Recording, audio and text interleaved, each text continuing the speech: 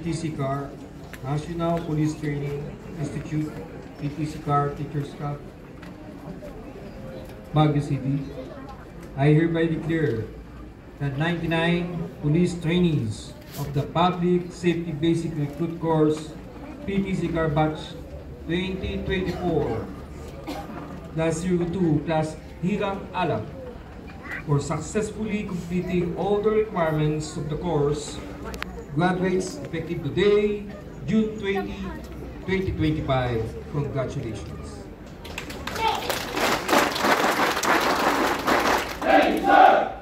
Once again, congratulations to our graduates. Your dedication and perseverance have brought you to this proud and meaningful day.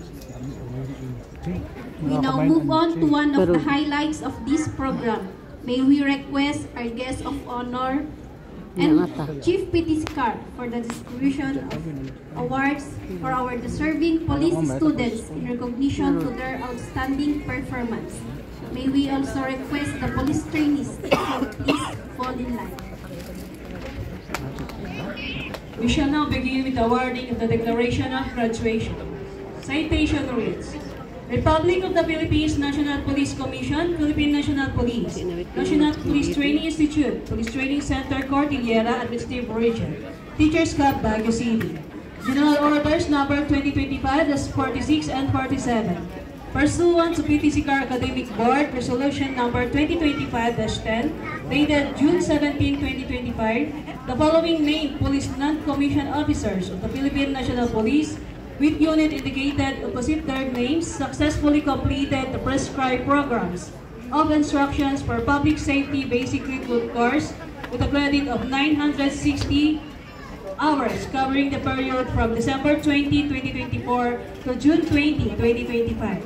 Declaration of graduates of the Public Safety Basic Recruit Course, Batch 2024-02, Class Alpha. Patrolman Alin Sonorin Jefferson Noma, Cabuyao City, Laguna. Laguna.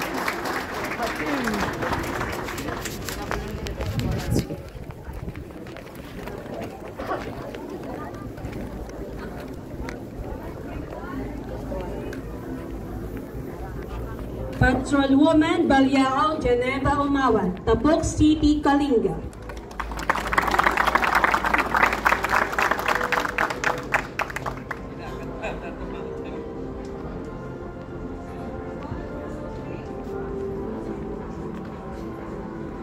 Patrolman Banario Samuel Jr. Pascual, Mankayan, Benguet.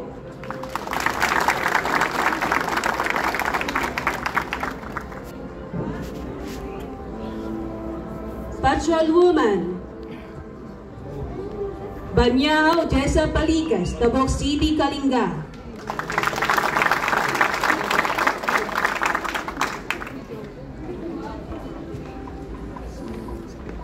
Patrolman Bongat Jamil Bibon, Sampaloc, Manila City.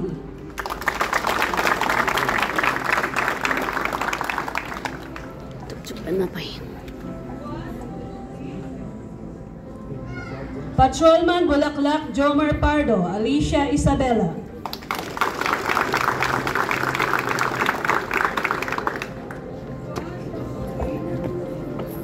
Patrolman Kabakang Kevin Dave Galesmo, Kapul, Northern Samar.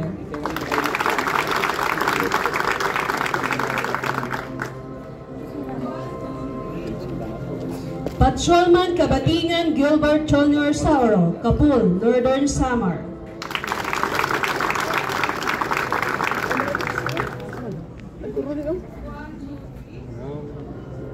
Patrolwoman Castro Judibet Amoya, Tabuk, Kalinga.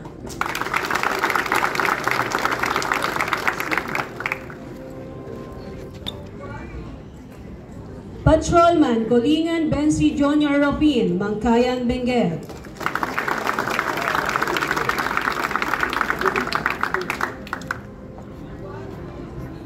Patrolman De Vera Sudarman Ahmad, Labangan, Zamboanga del Sur.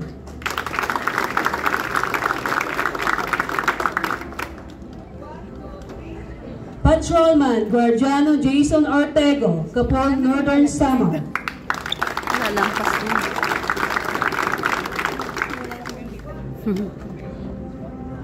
Patrolman Lepigio Jonel Pacana, Cagayan de Oro City.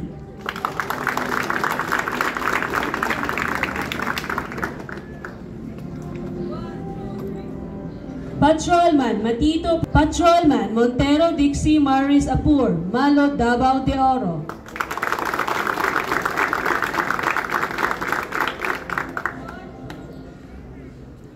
Patrolman Morales Raymart Macaraeg, Parañaque City.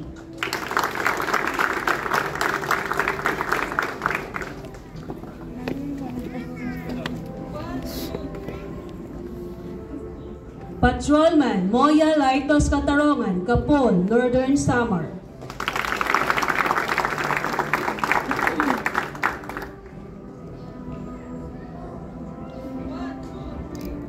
Patrolman Nava Wilmar Pait, Valenzuela City.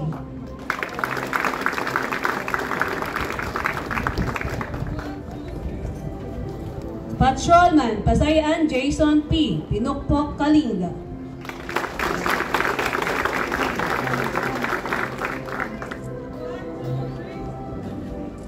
Patrolman Pilar Justin Paul Baroga, Flora Apayao.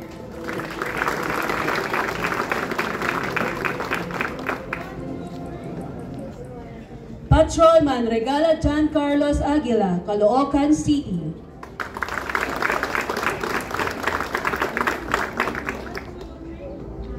Patrolman Romano Randy Indiape, Quezon City.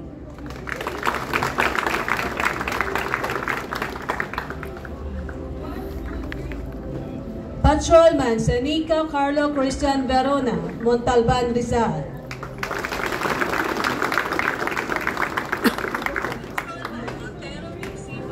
Patrolman Tapora Mark Joseph Cerezo, Binmalay, Pangasinan.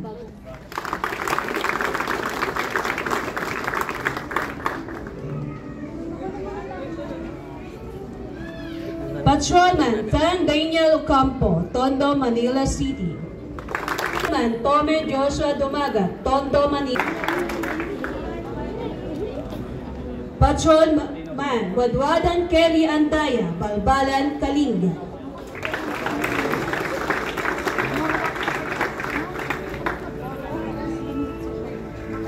Patrolman John Brian P. Tizon, Tondo, Manila City.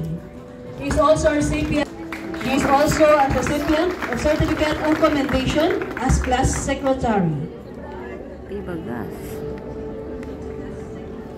Patrolman Arvin Zaypolita from Caloocan City. He is also a recipient of Certificate of Commendation as the overall Vice President and another commendation for being the Class Vice President.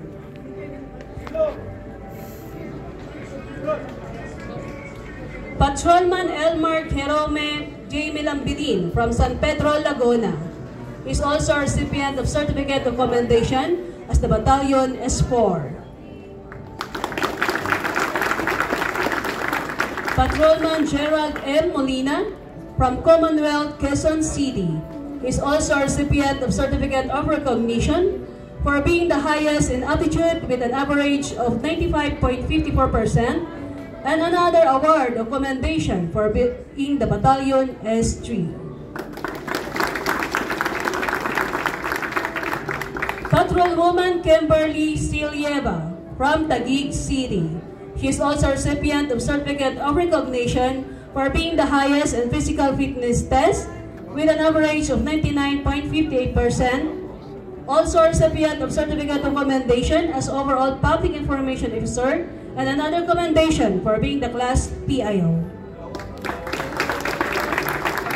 Patrolman Roman Kimpi Isbadoy from Tanodan, Kalinga is also a recipient of Certificate of Recognition as highest in non-academic proficiency with an average of 91.72%. Wow. Another recognition for being the highest in firearm proficiency with an average of 90.58%. An award of commendation for being the company commander. Patrol Sibang, Patrolman Laluz Carl Robin Valencia, Tondo, Manila City.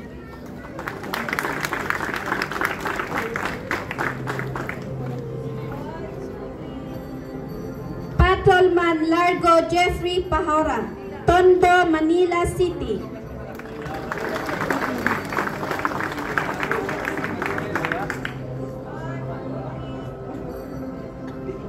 Patrolman Laksa John Lester Vinuya, Tondo, Manila City.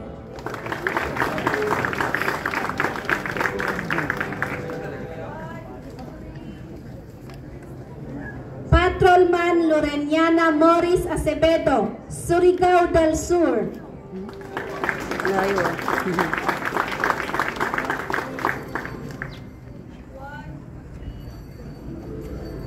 Patrolman Magpayo Jimel Reyes, Tondo, Manila City.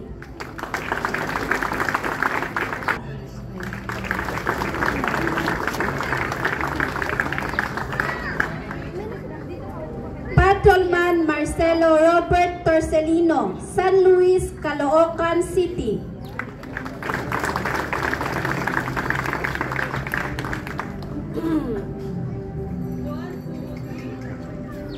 Patrolman Martinez Jerome Obando, Quezon City.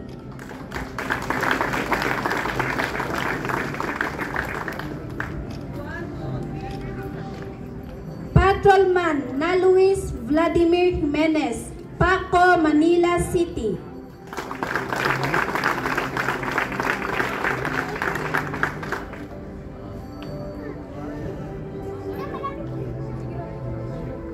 Patrolwoman na Padawan Brenda Kalungay, Tabuk City, Kalinga.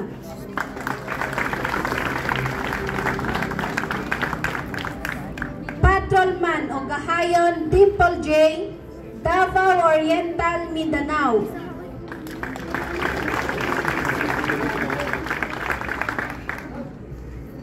Patrolman Olchondra Carl Adrian Belarga, Pasig City.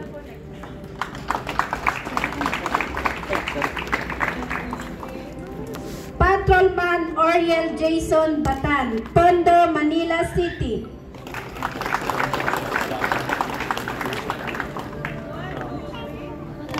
Patrolman Romano Roy Huab, Manila City.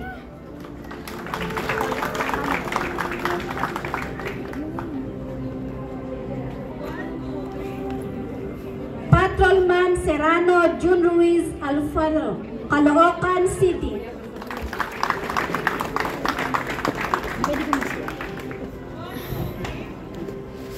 Patrolman Timon Alfredo Jr. Doria, Antipolo City.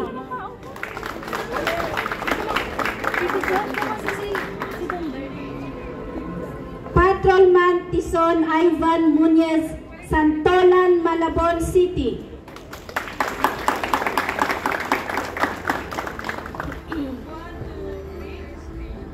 Patrolman Tizon Jeroen Benzon de la Serna, Liano, Caloocan City.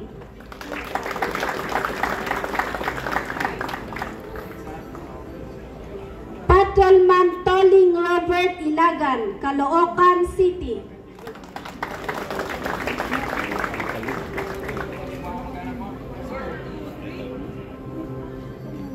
Patrolman Wanson Romeo Jr. Alukod, Tinglayan, Kalinga.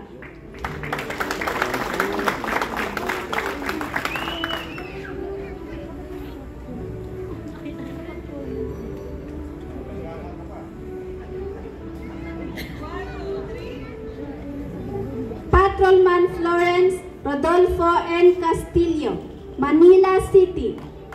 He is also a recipient of Certificate of Commendation as Class Public Information Officer. Patrolman John Burst B. Masagan, Pasig, Kalinga. He is also a recipient of Certificate of Commendation as Class Vice President.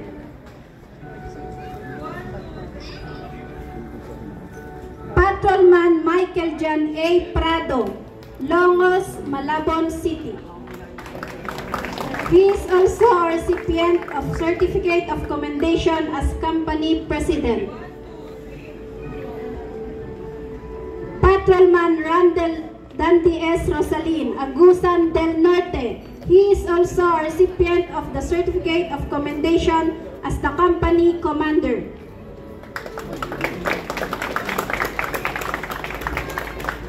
Patrolman Samuel O. Urgente, Pantabangan, Nueva Ecija. He is also a recipient of Certificate of Commendation as the overall auditor and another commendation for being the company auditor. Patrolwoman Hannah May Dipugal, Las Piñas City. She is also a recipient of commendation as the overall secretary and another commendation as the company secretary. Patrolman Kelvon D. Moreno, Quezon City. He is also a recipient of Certificate of Commendation as the Battalion S5. Patrolwoman Nina Marie S. Esteban, Governor Generoso Davao Oriental. She is also a recipient of Certificate of Recognition for being the highest in aptitude with an average of 96.30% and another commendation as the Battalion S2. Patrolman Luis I. Angeles, Quezon City. He is also a recipient of Certificate of Recognition as the highest in firearm proficiency with an average of 92.75%. Patrolman Luis Engelbert M. Abluyen from Banawe, Ifugao. He is also a recipient of Certificate of Recognition for being the highest in non-academic proficiency with an average of 93.09%. Another Certificate of Recognition for being the highest in defensive tactics with an average of 99.90%. And another certificate commendation as the Battalion S1. Patrolman Tribal Jones A. Abad, Pasil Kalinga. He is also a recipient of Certificate of Commendation as the 10th placer with an average of 87.12%. Patrolman Allen Ezekiel, Patrolman John Michael M. Agaw, Tondo, Manila City. He is also a recipient of Certificate of Commendation as the 9th placer with an average of 87.20%.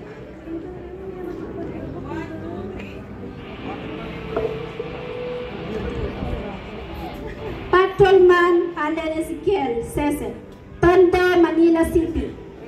He is also a recipient of Certificate of Commendation as the 9th placer with an average of 87.20%.